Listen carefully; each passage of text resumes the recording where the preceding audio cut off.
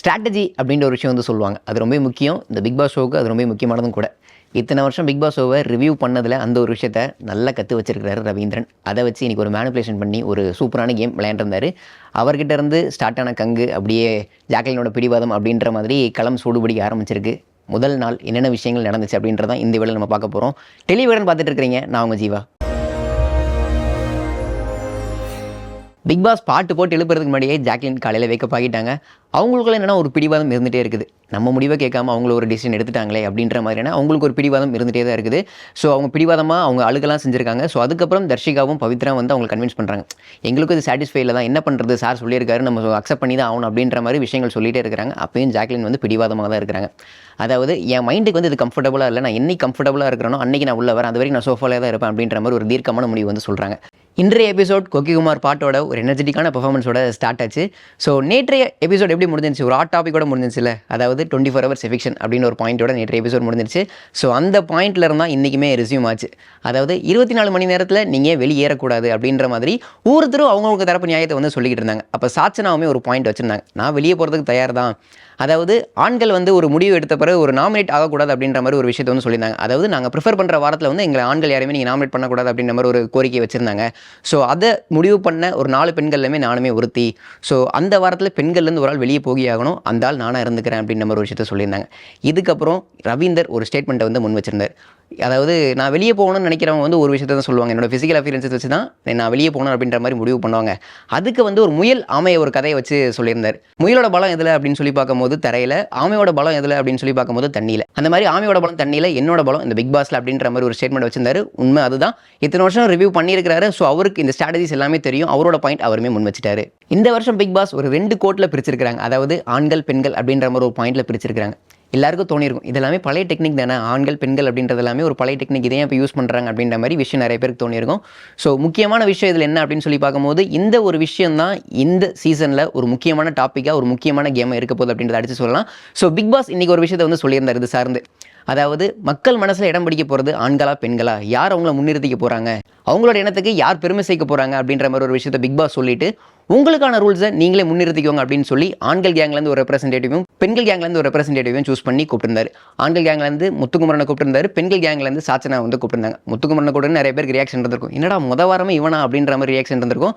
So அவர் தான் first of all confession ரூமுக்கு போய் பிக் பாஸ் கிட்ட ஆண்கள் கேங்கில் உள்ள ரூல்ஸ் எல்லாத்தையுமே முன் வச்சாரு. ஆண்கள் கேங் எல்லாரும் பேசி முடிச்சுட்டு முத்துக்குமரன் அவங்க ரெப்ரஸன்டேட்டிவாக கன்வென்ஷன் ரூமுக்குள்ள வந்தோடனே ரூல்ஸ் எல்லாத்தையுமே அடுக்க ஆரம்பிச்சார். இந்த ரூல்ஸ் மொத்தமாக எப்படி இருந்துச்சு அப்படின்னு சொல்லி பார்க்கும்போது கிட்டத்தட்ட பெண்களை வந்து ஒரு சர்வெண்ட்டாக யூஸ் பண்ணுற மாதிரியான ரூல்ஸ் தான் இவங்க எல்லாருமே சேர்ந்து வகுத்துருக்காங்க அப்படின்னே சொல்லலாம். நாங்கள் சொல்கிற ஆள் தான் வந்து கிச்சனை வந்து க்ளீன் பண்ணணும், டின்னர் உணவு வேணும்னா அப்படின்னா கூட கடைசியில் பாத்திரம் எல்லாத்தையும் கழுவி வச்சுட்டு நாங்கள் சொல்கிற இடத்தையுமே அவங்க க்ளீன் பண்ணிட்டு தான் வந்து முடிக்கணும் அன்றைய நாள் அப்படின்ற மாதிரி சொல்லியிருந்தாங்க. கடைசியாக தண்ணிக்குமே ஒரு பாயிண்ட் வந்து சொல்லியிருந்தாங்க. அதாவது தண்ணிக்கு இன்சார்ஜ் வந்து எங்கள் கேங்லேருந்து ரவீந்தர் அவர்கள் தான். பெண்களுக்கு தண்ணி வேணும்னா அவர்கிட்ட பெர்மிஷன் கேட்டுட்டு தான் தண்ணியவே குடிக்கணும், அதை மீறி அவங்க அதை தாண்டி போனாங்கன்னா நாங்கள் சொல்கிற பனிஷ்மெண்ட்டை அவங்க பண்ணி தான் ஆகணும். இதுக்கு முன்னாடி வச்ச ரூல்ஸ்லையுமே ஆண்கள் சொன்ன விஷயத்தை பெண்கள் பண்ணலைன்னா அவங்களுக்கான பனிஷ்மெண்ட்டை நாங்கள் கொடுப்போம், அதையும் அவங்க பண்ணி தான் ஆகணும் அப்படின்ற பாயிண்ட்டையும் ஆண்கள் முன் வச்சிருந்தாங்க. ஸோ எங்கள் அனுமதி இல்லாமல் எங்கள் இடத்துக்கு பெண்கள் வந்தால் அதுக்கான பனிஷ்மெண்ட்டையும் நாங்கள் கொடுப்போம் அப்படின்றத ஆண்கள் உறுதியாக சொல்லியிருந்தாங்க.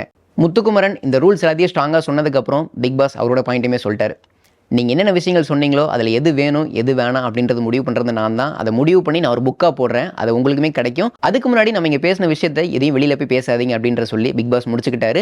முத்துக்குமரனும் கன்ஃபெஷன் ரூம்லேருந்து எக்ஸிட் ஆகிட்டார். ஸோ பெண்கள் கேங்லேருந்து ரெப்ரஸன்டேட்டிவாக சாச்சனா கன்ஃபெஷன் ரூமுக்குள்ள வந்தாங்க. கன்ஃபெஷன் ரூமுக்குள்ள வந்தோடனே பிக் பாஸ் ஒரு விஷயத்தை தெளிவாக சொல்லிட்டார். பயப்படாமல் பேச வேண்டிய விஷயத்தை தெளிவாக எங்கிட்ட வந்து சொல்லிடுங்க அப்படின்ற மாதிரி சொல்லிட்டாங்க. அதுக்கப்புறம் சாச்சனாவும் ரூல்ஸ் எல்லாத்தையுமே சொல்ல ஆரம்பிச்சிட்டாங்க. நேற்றைய தினத்திலேருந்து சாச்சனா மேலே ஒரு தனி கவனம் இருந்துகிட்டே இருக்குது. அதாவது போல்டாக விளையாண்டுட்டு இருக்காங்க, ரொம்ப துருத்துருன்னு இருக்காங்க அப்படின்ற மாதிரி ஒரு தாட் எல்லாருக்குமே வந்திருக்கும். ஸோ அதுக்கப்புறம் நேற்று ஃபர்ஸ்ட் ஆஃப் ஆல் ஒரு 4 பெண்கள் உள்ள வந்தோடனே ஆண்கள் வந்து ஒரு கோரிக்கை வச்சிருந்தாங்க. அதாவது ஒரு வீக்கில் எங்களை வந்து நீங்கள் நாமினேட் பண்ணக்கூடாது, அந்த வீக்லேருந்து எங்களுக்கு விளக்க வேணும் அப்படின்னு சொல்லி கேட்டப்ப அந்த 4 பெண்கள் வந்து டிசைட் பண்ணிட்டாங்க அந்த முடிவை.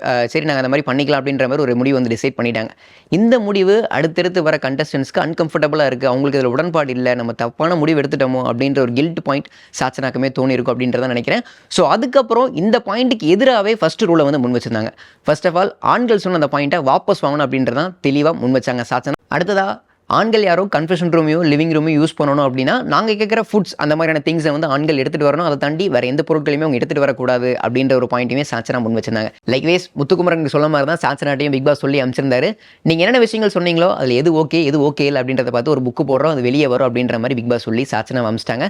ஸோ இதுக்கப்புறம் ஒரு அழகான விஷயம் வந்து நடந்துச்சு. பவித்ரா ஒரு அழகான விஷயத்தையுமே எடுத்து சொல்லியிருந்தாங்க. ஒரு கேம்னு வரும்போது ஆண்கள் கிட்ட யூனிட்டி அப்படின்ற மாதிரி ஒரு விஷயம் இருக்குது. ஆனால் பெண்கள் தான் அந்த விஷயத்தை ரொம்ப ஆர்கியூ பண்ணி நம்ம பிரிச்சுக்கிட்டு இருக்கிறோம். ஆண்கள் ஒரு கேம்னு வரும்போது சரி நம்ம கேம் விளையாடணும், நம்ம டீமாக வின் பண்ணணும் அப்படின்ற மாதிரி விட்டு கொடுத்து கடந்து போயிடுறாங்க. ஆனால் நம்ம கிட்ட அந்த ஒற்றுமை இல்லை அப்படின்ற ஒரு விஷயத்தை சொல்லி காட்டிருந்தாங்க. இந்த விஷயம் யாரை சொல்லி காட்டுறாங்க அப்படின்னு சொல்லி பார்க்கும்போது கிட்டத்தட்ட இவங்க சொல்கிற விஷயங்கள் எல்லாமே ஜாக்லினோட பிடிவாதத்துக்கு பொருந்துற மாதிரி தான் இருந்துச்சு. அடுத்ததாக 24 hours எவிக்ஷன் அப்படின்ற ஒரு முக்கியமான பாயிண்ட் வந்துருச்சு. அதாவது அவங்கவுங்க ஆட்கள், அதாவது அவங்கவுங்க ஒப்பீனியன்லேருந்து ஒருத்தரை வந்து நாமினேட் பண்ணணும். யார் அதிகமாக நாமினேட் பண்ணப்படுறாங்களோ அவங்க வந்து 24 hours, அதாவது ஆளாக பிக் பாஸ் வீட்டிலேருந்து நீ வெளியேற்றப்படுவாங்க அப்படின்ற மாதிரி பிக் பாஸ் அறிவிச்சிட்டாரு. ஸோ சாச்சனாவை 6 பேர் நாமினேட் பண்ணாங்க, ஃபேட்மேனை ஒரு 3 பேர் நாமினேட் பண்ணாங்க. சாச்சனா வெளியே போனதுக்கு ஒரு முக்கியமான ரீசன் யார் அப்படின்னு சொல்லி பார்த்தோன்னா ஃபேட்மேன் தான். நம்ம வெளியே போயிடுவோமோ அப்படின்ற மாதிரி ஒரு பயத்தில் ஒரு மேனிப்புலேஷன் கேமே விளையாண்டுருந்தாரோ அப்படின்ற மாதிரி எல்லாரும் நாமினேட் பண்ணும்போது நமக்கு ஒரு பாயிண்ட் தோணியிருக்கும். இந்த பாயிண்ட் உண்மை தான். இந்த பாயிண்ட்டை ஃபேட்மேனமே ஒத்துக்கிட்டார். அதாவது சாச்சனாவை அதிக பேர் நாமினேட் பண்ணதுக்கப்புறம் சாச்சனா ரொம்ப டவுன் ஆகிட்டாங்க. அதுக்கப்புறம் அவங்க வெளியில் போகணும்னு நினைக்கும் போது, நான் இத்தனை வருஷம் பிக் பாஸ் ஷோ வந்து ரிவ்யூ பண்ணியிருக்கிறேன், நான் பார்த்த யங் சாம்பிளே நீ தான் ரொம்ப பெஸ்ட்டு அப்படின்ற மாதிரி ஒரு விஷயத்த தோல் தட்டி கொடுக்குற மாதிரி சொல்லியிருந்தார். அதுக்கப்புறம் பார்த்தீங்கன்னா நான் வெளியே போயிடணும் அப்படின்ற ஒரு பயத்தில் தான் நான் சாச்சனா வந்து மேனிபுலேட் பண்ணி விட்டேன் அப்படின்ற ஒரு விஷயத்தை சொல்லியிருந்தார். ஸோ கிட்டத்தட்ட இது என்ன விஷயம் அப்படின்னு சொல்லி பார்க்கும்போது தென்னை மரத்தில் ஒரு குத்து பனை மரத்தில் ஒரு குத்து அப்படின்ற மாதிரி தான் ரவீந்தர் பண்ண விஷயம் வந்து இருந்துச்சு. ஸோ டவுனான சாச்சனா பிக் பாஸ் வீட்டிலேருந்து கிளம்புனாங்க. நேற்றைய எபிசோடில் விஜய் சேதுபதி கொடுத்த அந்த டம்மி ட்ராஃபி எடுத்துகிட்டு அதை பிக் பாஸ் வீட்டு வாசல்லே உடச்சிட்டு அந்த இடத்துல உடனே அவங்க மனசும் தான். அதுக்கப்புறம் பிக் பாஸ் வீட்டிலேருந்து கிளம்பிட்டாங்க. இந்த 24 hour எவிக்ஷன் அப்படின்னு சொன்னோடனே நிறைய பேருக்கு நிறைய தாட்ஸ் வந்திருக்கும். தேவையில்லாமல் எதுக்கு இந்த வருஷம், அதாவது வந்த நாளே வீட்டுக்கு கிளம்புனா எப்படி இருக்கும் அப்படின்ற மாதிரி நிறைய பேருக்கு தாட் வந்திருக்கும்.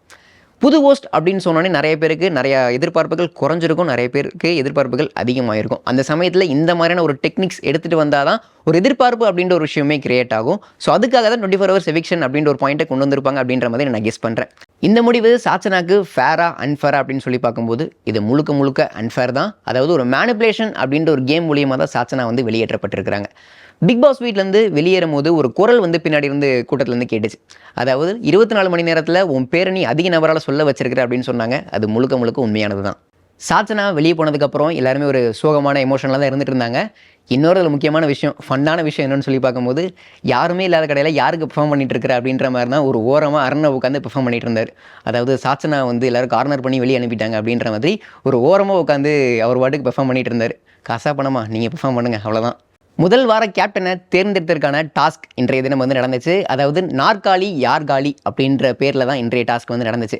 அதாவது 2 பக்கமும் சேர் போட்டிருப்பாங்க. அதாவது ஒரு பக்கம் ஆண்கள், இன்னொரு பக்கம் பெண்கள். அதாவது பஃபர் அடித்தோடனே ஆண்கள் ஒரு பக்கத்துலேருந்து அடுத்த பக்கத்துக்கு ஓடணும், பெண்கள் ஒரு பக்கத்துலேருந்து இன்னொரு பக்கத்துக்கு வரணும்.